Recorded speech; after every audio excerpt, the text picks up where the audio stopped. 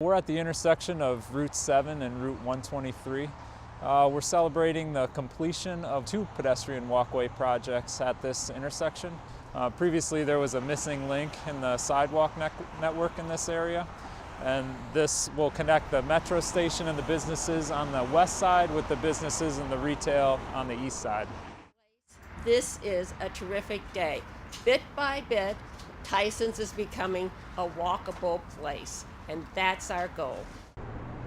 Prior to our project, if a pedestrian wanted to go from one side of the bridge to the other, they had to walk along the narrow shoulder or jump over the traffic barrier and walk along the ditch. We provide a nice wide sidewalk that fills in the missing link and provides an ADA compliant, safe pedestrian facility for the area. Well, right behind us here is the Greensboro Metro Station, but what this opens up here is the entire Route 7 corridor from the Dulles Toll Road all the way back through Falls Church, through Seven Corners to the city of Alexandria.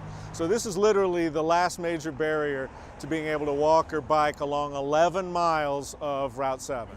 It's really more, as we position ourselves for the economic future, a livability thing.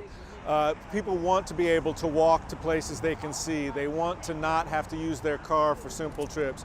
They want to be able to interact in their community. So it's really a quality of life, livability thing as much as a connectivity thing.